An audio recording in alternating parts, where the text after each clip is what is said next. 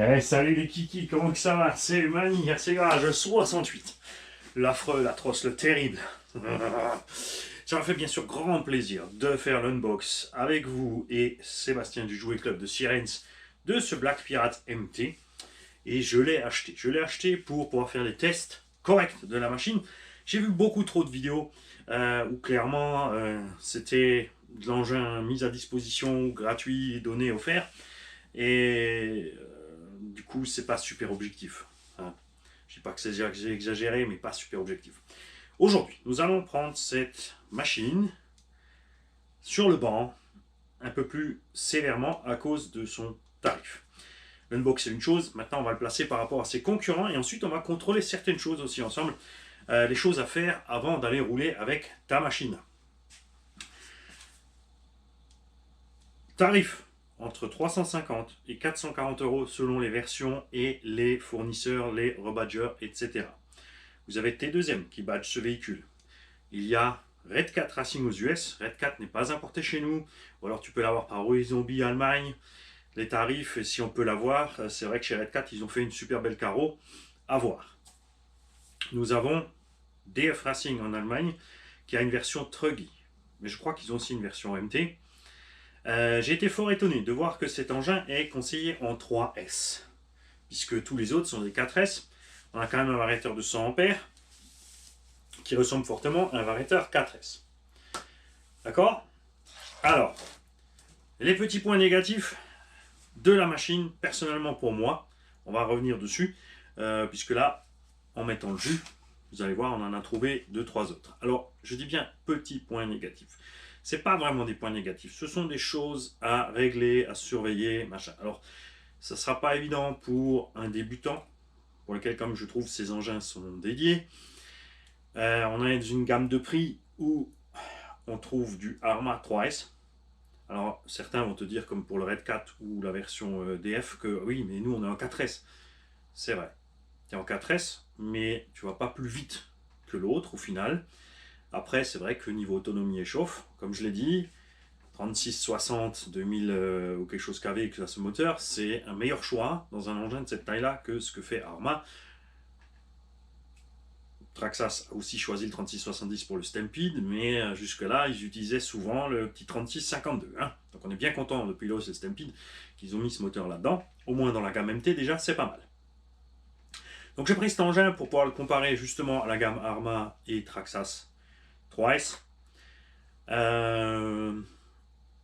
Peut-être si ça me prend, on prendra encore un FTX, je sais pas quoi, comment il s'appelle, pas le Banzai ici, l'espèce de petit truggy qui ressemble à un sledge. On verra ça. Ensuite, quand on aura parlé d'une certaine chose, on reparlera de à quoi on va le comparer. Donc ce que je veux dire, c'est qu'on a une gamme de prix quand même, alors assez étalée, comme toujours, 350 à 450, ça fait 100 euros d'écart pour la même machine. Ça, c'est les aléas des rebadgeurs. Après, tu as tel ou tel rebadger qui a un meilleur SAV, qui a des pièces moins chères, plus facilement dispo. Chacun sa sauce. Après, c'est à vous de voir où vous avez envie de l'acheter. D'accord? On n'a pas encore roulé la machine, donc on n'a pas je ne peux pas te dire ne l'achète pas ou machin bidule. C'est comme toute l'RC, si elle te plaît au départ, faut prendre et tester. C'est comme ça, on n'a pas le choix. Et on va aussi revenir un petit peu sur les points positifs parce qu'il faut aussi rééquilibrer la balance. La radio, j'aime bien le fait qu'on ait une bride de puissance ici. J'aime bien qu'on ait un bon chemin des gaz et du frein avec une gâchette, un ressort relativement ferme. Et aussi sur la direction. Et comme dit, alors je ne peux pas vous le garantir, mais j'ai bien l'impression que c'est du Radiolink. Cette histoire-là, on va ouvrir la boîte de réception pour voir ce qu'il y a comme récepteur à l'intérieur.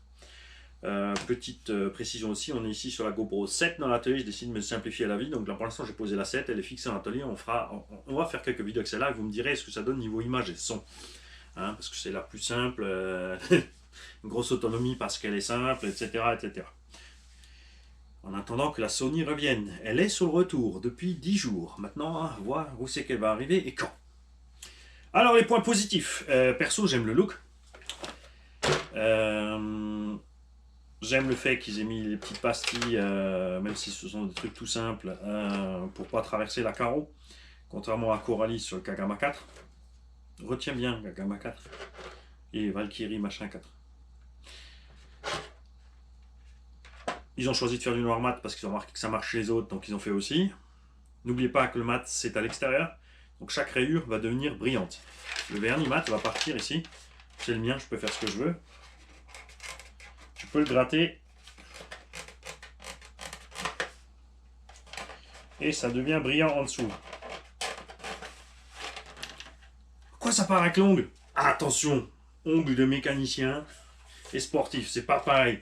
C'est du béton. Hein, le gamin, il a peur quand je m'approche pour lui faire pouf. J'aime donc beaucoup la forme, la carreau, les nervures, les machins que a fait le fabricant d'origine BSD. On a trouvé d'ailleurs cette plateforme aussi directement chez eux sous BSD. Après, le temps de l'importer, le temps de machin, tu seras dans les mêmes tarifs. J'aime le fait qu'ils aient mis la petite barre au-dessus. Là, la barre. J'aime donc particulièrement le choix du combo en 36-60. On va pas pousser à dire oui, ça aurait été encore mieux que 36-70. J'aime le fait qu'il y ait 3 diffs et j'aime le fait que cette transmission soit complètement fermée.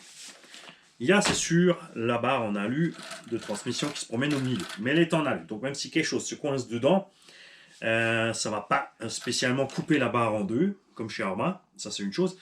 Et le moteur aussi est très loin de la barre, donc il va falloir vraiment un gros rocher pour réussir à coincer là-dedans. Ça c'est une chose. J'aime beaucoup la place qu'il y a pour la lipo. Il y a une grande place lipo. Là j'ai mis une bashing 5500 Hardcase Twice. Je vais te donner les dimensions exactes. On va évidemment pas le juger comme on jugerait un engin Traxxas hors de prix. Il ne faut pas abuser non plus. On peut mettre des batteries jusqu'à 150 mm, je pense, sans problème. Enfin, là, je vais te dire quand même, garde 145 à l'esprit plutôt, parce que si elle est large, elle va aller buter là derrière. Attends. Ouais, 145 pour la batterie.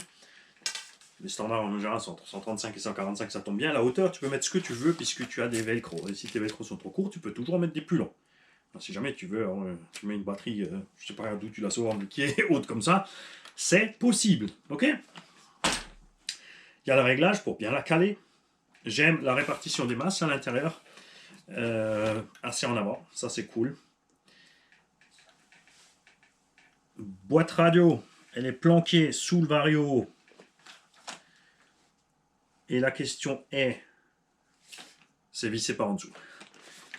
Et ça contient le cerveau aussi. Ce qui fait que donc pour l'axe méca, tu as ici 4 vis à ôter pour séparer la boîte radio, le variateur et le cerveau. Il te restera à enlever ici le palonnier de cerveau, ou la corne. Il faudra virer une vis. Par là, l'accès c'est un peu plus restreint.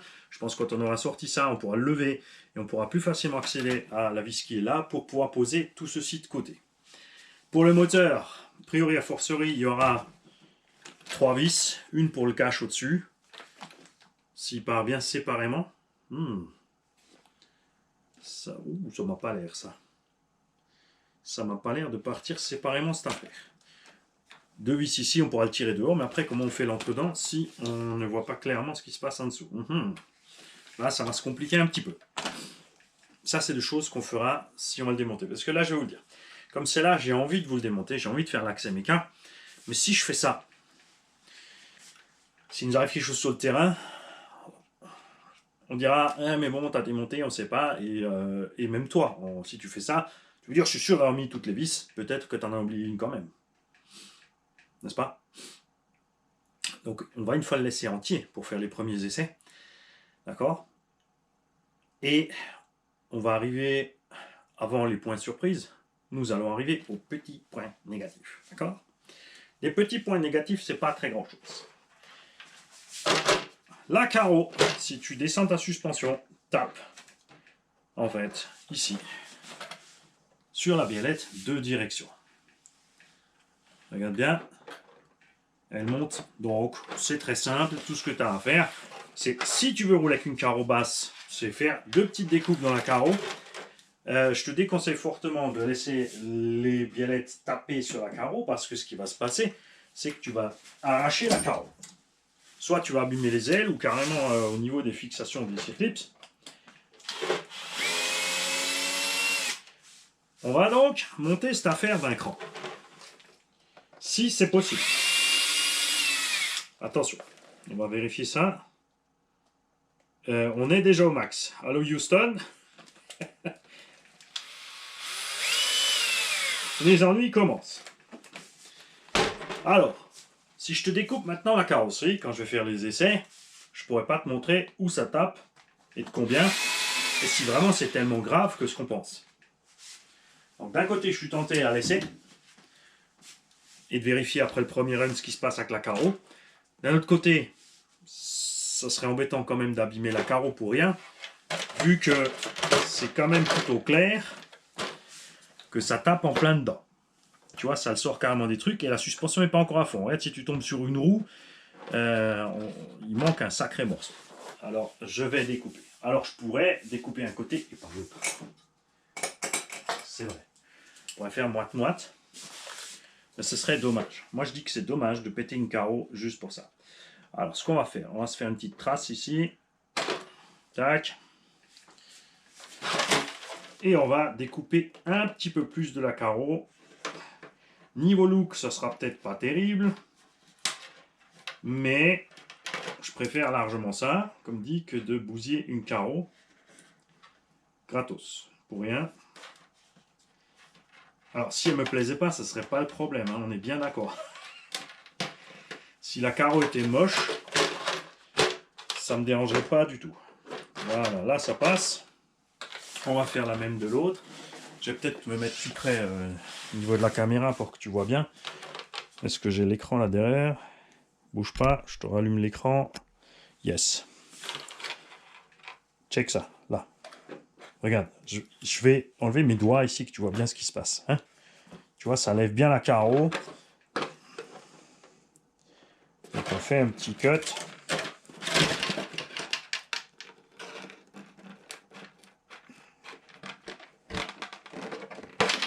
Ok. C'est pas ce qu'il y a de plus élégant, mais ça reste discret, d'accord? Et c'est bon. Niveau suspension. Maintenant qu'on est là sur la table et que j'ai joué plusieurs fois avec, tu vois, la batterie est à bord. Même en pompant, regarde à quelle vitesse les roues remontent. Donc c'est vraiment ok pour ça, d'accord? Mais je pense que ça va sautiller dans le TT.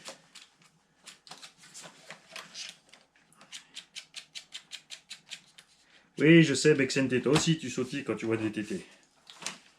Moi aussi, t'inquiète pas. C'est la preuve que tu es en bonne santé. On va même encore grimper un petit peu devant.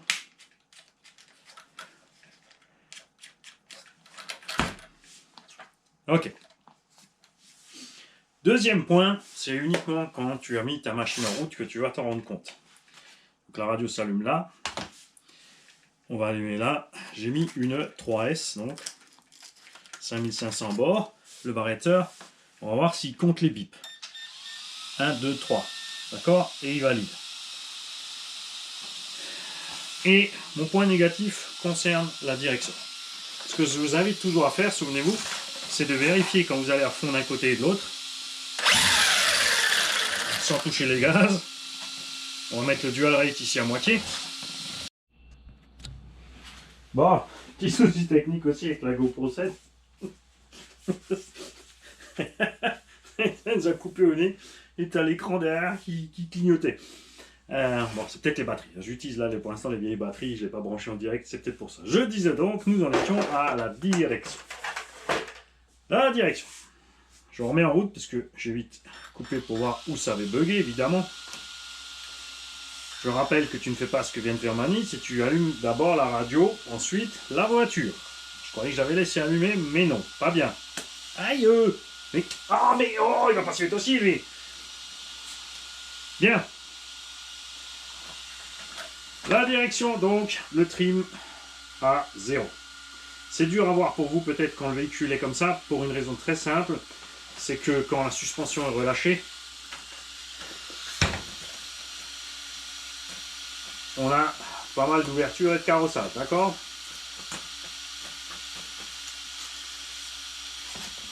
Dual rate à 50%. Oui, parce que moi j'ai continué de parler là, avant de réaliser que la batterie, que la caméra avait coupé. Hein. Le trim, donc je te le remontre, on est bien complètement décalé.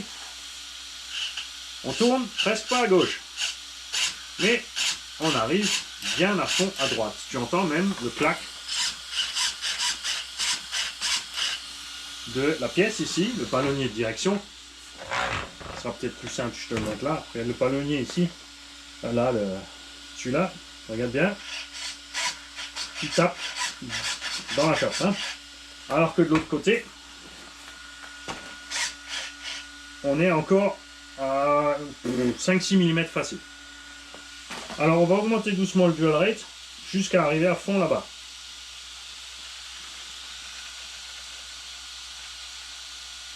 Et ben on est à fond avec le dual rate.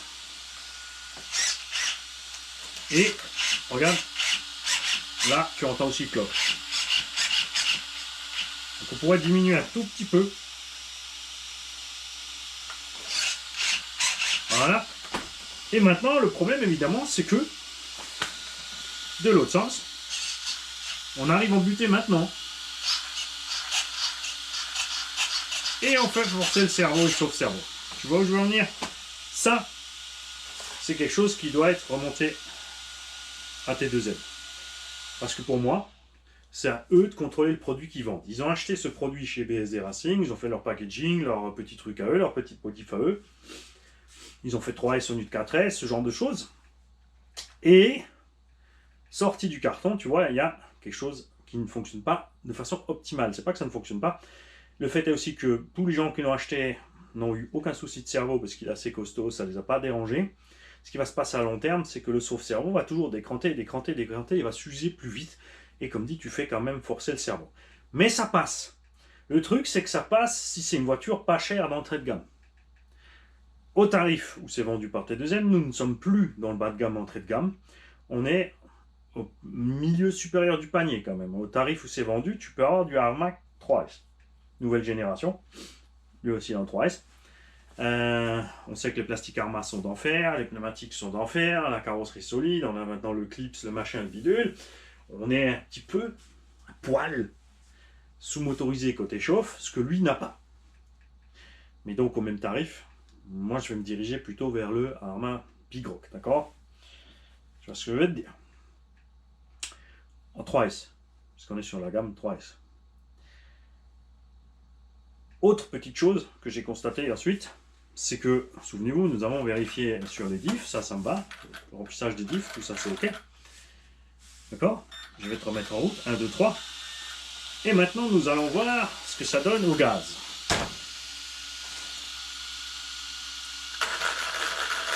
Est-ce que tu entends ce bruit?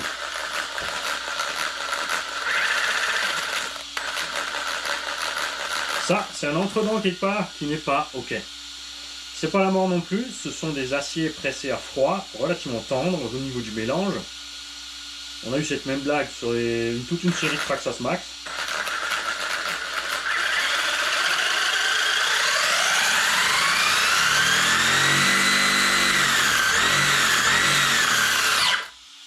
On a un freinage sympa, comme tu as pu le voir. Tu vois? Même en freinant, ça va bien. On a un punch correct.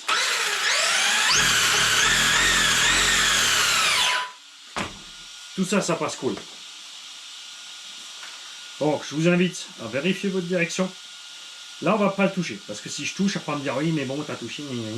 On va le laisser full stock.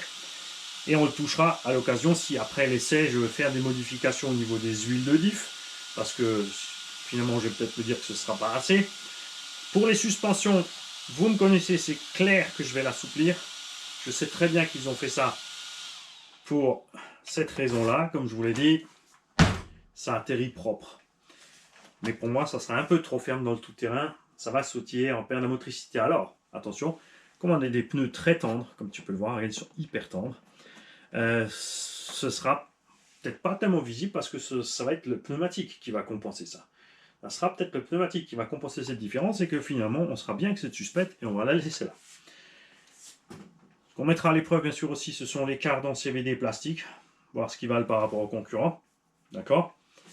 Et comme je te l'ai dit, Ici à bord, nous avons une Gensace 3S 5000. Tu as bien entendu 1, 2, 3. 1, 2, 3, bip, bip, bip. Maintenant, je vais utiliser une LiPo 4S. Bien évidemment, ce que je vais refaire ici ne le reproduit pas à la maison. Parce que si tu ne sais pas, ce n'est pas sûr, tu n'en sais rien, si ton variateur a une protection de surtension ou non, si tu mets une surtension, il va cramer. Donc ta garantie, comme ils ont écrit 3S sur la boîte et la notice, si tu roules 4S, ta garantie, pareil, elle passe en dessous. D'accord? Moi, ça m'a paru bizarre que le Valkyrie soit en 4S, que les modèles de chez DF peuvent aussi être en 4S, et celui-ci est en 3S. On a pourtant le même variateur sur les images, avec les mêmes condensateurs. Nous allons donc brancher une 4S, et écoutez bien ce qui va se passer. 1, 2, 3, 4. Et tout fonctionne.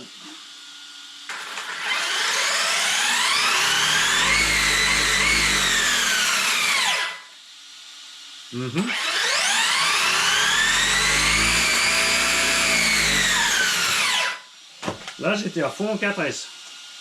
Alors, elle n'est pas complètement chargée.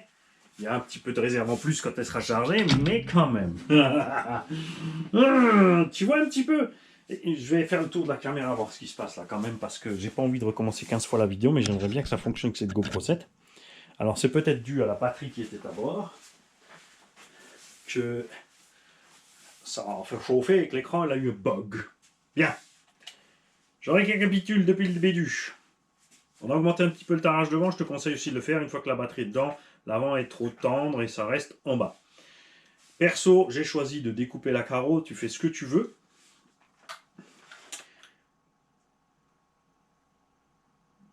Et très très important de trimer et de régler le dual rate de ta direction. Tu as vu que par contre, comme dit, comme le trim n'est pas un subtrim, il y a des trims qui ne décalent pas ça en fait, hein, qui vont vraiment décaler le point 0 et laisser à partir, on va dire que là tu es en 0, d'accord? Tu as un angle de 45 à gauche, 45 à droite.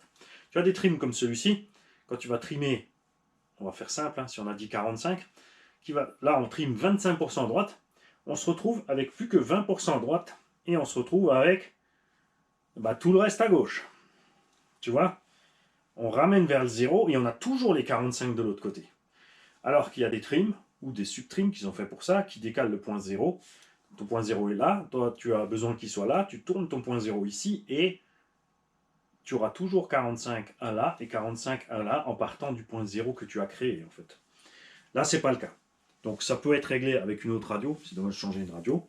Ça peut être réglé le plus simplement du monde avec une biellette réglable sur la direction.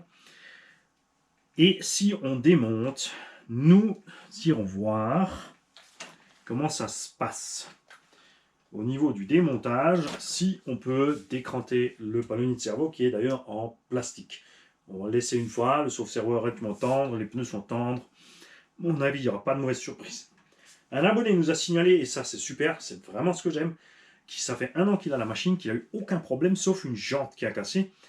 Et il a eu du mal à trouver les pièces, et quand il les a reçues, elles ont été modifiées à l'intérieur. Donc il est possible qu'il ait eu du mal à s'en procurer, parce que les jantes avaient un défaut, et qu'ils sont allés changer les jantes en fait. On verra donc bien ce qui se passe sur celui-là. Bien évidemment, il est fait en 3S, T2M le distribue en 3S. Nous allons le rouler 3S pour les tests préliminaires, voir comment ça se passe, s'il encaisse bien, etc. Et après, j'y mettrai 4S, parce qu'en 4S, nous sommes au prix d'un Coralie Kagama 4. Coralie Kagama 4, qui est quand même une transmission métal, un engin relativement lourd. Là, on est très léger. Je vais te sortir la balance.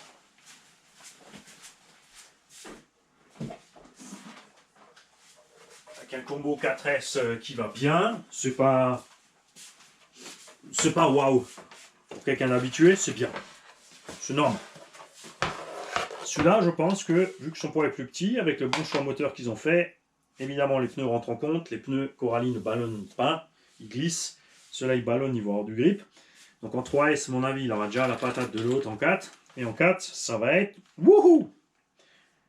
Et toute la question est après en 4, qu'est-ce qui va lui arriver? Sans les mains, wouhou, 3 kg 922 avec la batterie 3S à bord. T'as pas mis la carreau donc. Ah, nein. «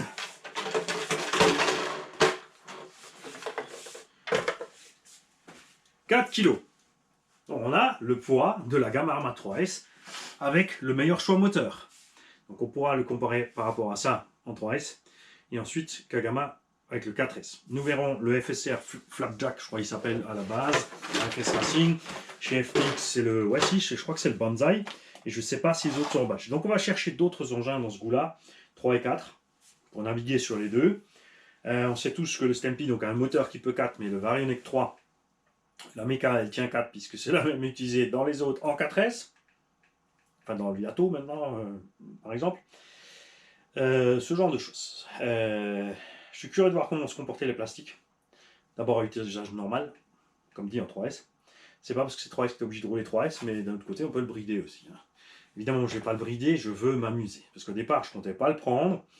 Mais voilà, j'ai quand même un paquet d'abonnés qui ont la machine, qui m'ont chaque fois dit, voilà, écoute, c'est pas si mal, je suis content avec. Si j'avais pu avoir le Red 4 Valkyrie, qu'est-ce qu'il est beaucoup plus beau, on aurait pris le Red 4 Valkyrie. On chopera peut-être juste la carreau au passage une fois à l'occasion. On verra ça. D'accord? Les points positifs, je te les rappelle aussi, c'est le moelleux des pneus, les protections sur les suspensions, les roulements qui sont bien protégés au niveau des projections. Le look, si tu aimes le look, ça c'est chacun son truc. Comme dit la radio, la prise en main, ça va bien. Et on a oublié, et on va le faire ensemble, nous allons sortir le récepteur et voir qu'est-ce que nous avons comme type de récepteur là-dedans. Puisque cette radio, je l'ai trouvée nulle part ailleurs sous cette forme-là.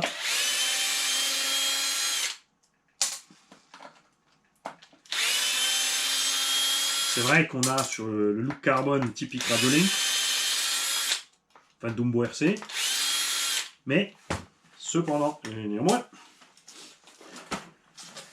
c'est peut-être juste le fabricant de coque qui est le même. Ça ne veut pas dire que c'est l'électronique de l'autre.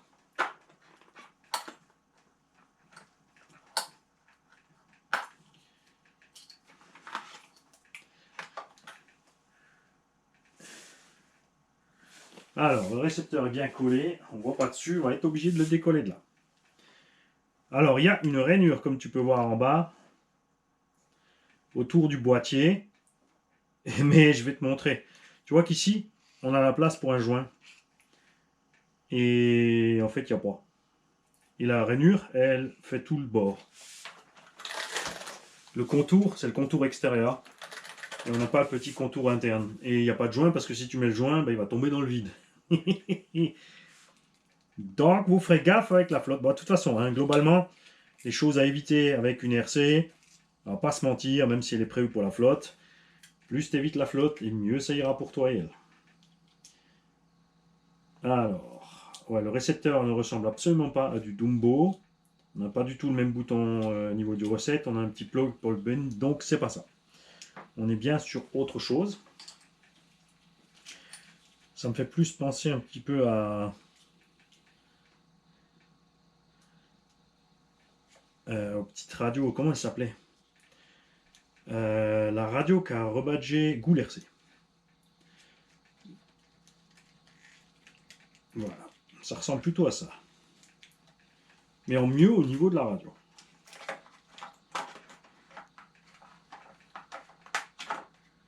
Oui, donc tu as vu que ça sort facile. Qu'on a un sauve-cerveau type ce qui est sur Crichton 8S et compagnie. On se demande si les 8S n'ont pas été fabriqués chez BSD. Donc on ne peut pas changer le palonnier puisque le palonnier est le sauve-cerveau. Ça sent bon la solidité.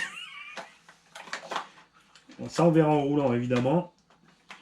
Quand on a des pièces spécifiques comme ça sur des marques qui sont pas encore super répandues ou pas beaucoup de modèles sont vendus, je te parle pas maintenant de T2M, je te parle de l'origine BSD Racing, c'est toujours un peu une question, est-ce qu'un équipementier va fabriquer une pièce renforcée?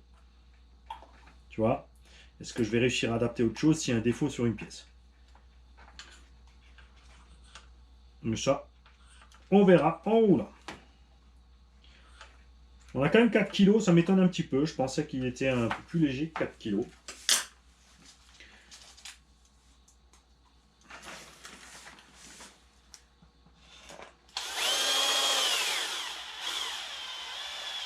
Alors effectivement, on verra ce qu'il y a comme rapport de transmis. On va peut-être faire un petit démarrage lent, tu as raison d'ailleurs. Pour voir ça. Comme tu peux constater dans le plastique, tu ne vises pas comme un âne jusqu'au bout. Tu ralentis ta vitesse quand tu arrives au bout. Et quand tu vas doucement sur la gâchette, la visseuse va s'arrêter plus vite.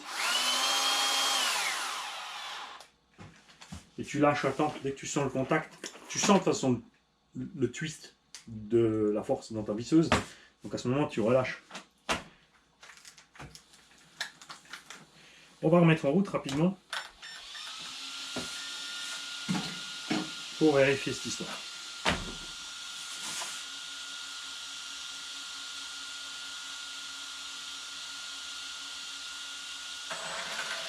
Pas mal, pas mal.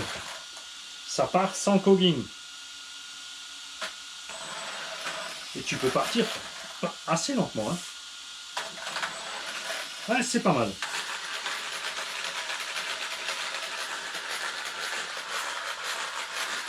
On va l'appeler le cochon d'Inde.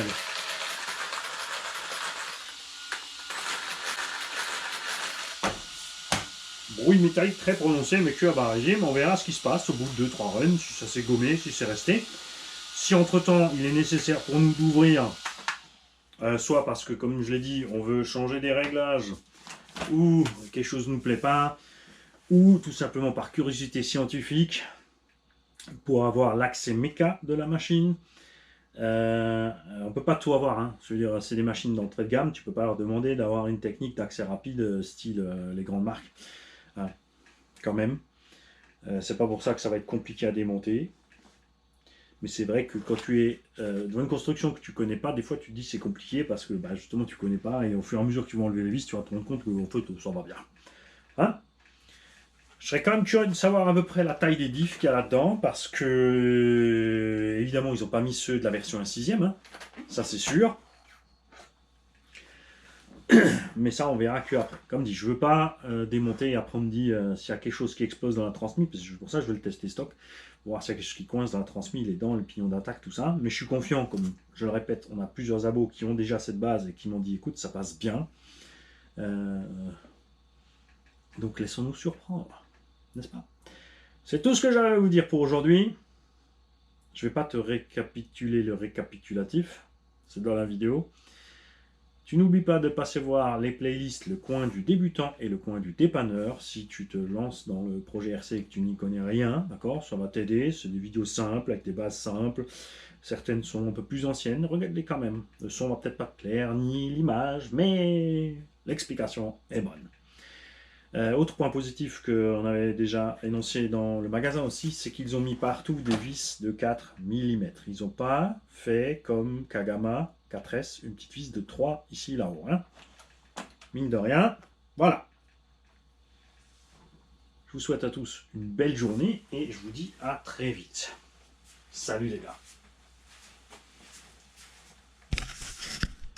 Vérifie que la caméra a bien enregistré. Ouais!